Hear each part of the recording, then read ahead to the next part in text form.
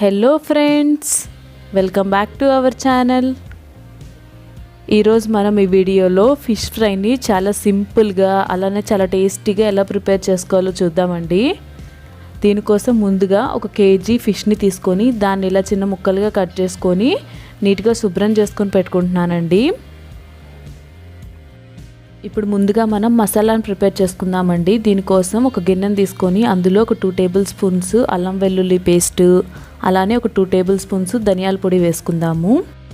ఇప్పుడు అందులో 2 table spoons ఉప్పు, 1/2 టేబుల్ స్పూన్ పసుపు, ఒక 2 టేబుల్ స్పూన్స్ కారం వేసుకుందాము. అలానే ఒక table spoon garam masala powder కూడా వేసుకుందాము. ఇప్పుడు అందులో ఒక టేబుల్ స్పూను లెమన్ జ్యూస్, అలానే ఒక 3 టేబుల్ స్పూన్స్ ఆయిల్ వేసుకుందాం. ఇవి మొత్తాన్ని కలిసేలాగా ఒకసారి బాగా కలుపుకుందాము. ఇలా కలుపుకునేటప్పుడు మరీ గట్టిగా ఉంటే కొద్దిగా వాటర్ పోసుకొని ఇంకొంచెం లూజ్గా అయ్యే వరకు కలుపుకోవాలండి.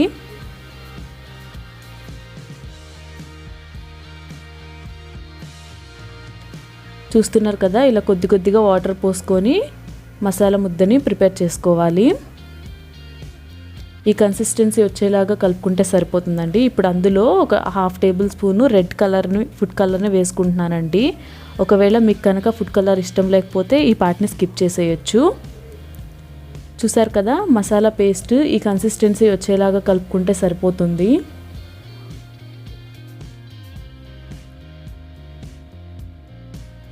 ఇప్పుడు అందులో మనం ఆల్రెడీ కట్ చేసుకున్న ఫిష్ పీసెస్ ఉన్నాయి కదండి, వాటిని వేసుకుందాము.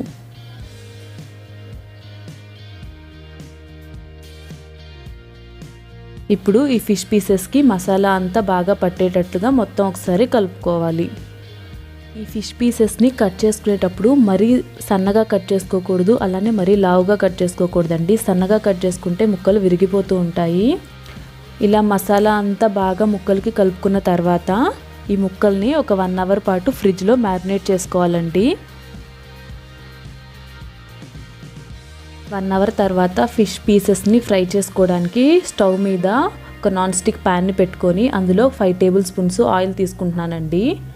ఆయిల్ హీట్ అయిన తర్వాత మనం ఆల్రెడీ మ్యారినేట్ చేసుకున్న ఫిష్ పీసెస్ ఉన్నాయి కదా, వాటిని ఆయిల్లో వేసుకుందాము.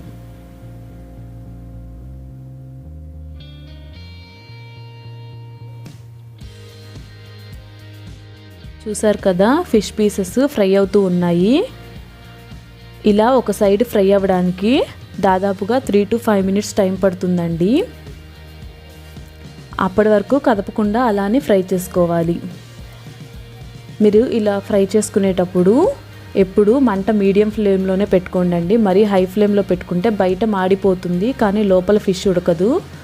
చూసారు కదా, ఒక సైడ్ ఇలా ఫ్రై అయిపోయిన తర్వాత దాన్ని రెండో సైడ్కి ఫ్లిప్ చేసుకొని రెండో సైడ్ కూడా బాగా ఫ్రై చేసుకోవాలి.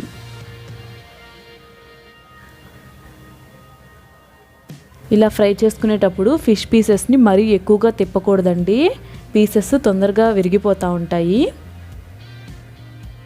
చూసారు కదా, రెండో సైడ్ కూడా ఇంకొక 3 మినిట్స్ అలా ఫ్రై చేసుకున్న తర్వాత ఇంకొకసారి మళ్ళీ రెండో సైడ్కి తిప్పుకుందాము.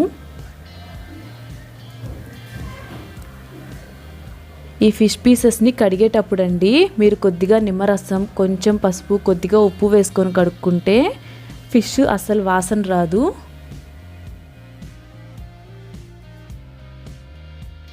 ఒక సైడు ఇలా ఉడకడం ఆగిపోతుంది కదండి, అప్పుడు రెండో సైడ్ కూడా ఒకసారి తిప్పుకొని ఇంకొద్దిసేపు ఉడికించుకుంటే సరిపోతుంది. ఒక 1 మినిట్ ఉడికించుకుంటే సరిపోతుందండి. ఇలా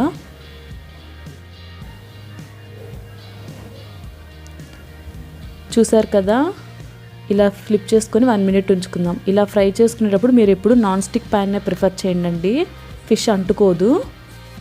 ఫిష్ చక్కగా ఫ్రై అయిపోయింది కదండి. ఇప్పుడు వీటిని తీసుకొని ప్లేట్లో సర్వ్ చేసుకుందాము. చూసారు కదా, ఎంత సింపుల్గా ఫిష్ ఫ్రైని ఇంట్లో ప్రిపేర్ చేసుకున్నామో. మీరు కూడా తప్పకుండా ట్రై చేయండి. మీకు కనుక ఈ వీడియో నచ్చినట్లయితే లైక్ చేయండి, షేర్ చేయండి, అలానే మన ఛానల్ సబ్స్క్రైబ్ చేయండి.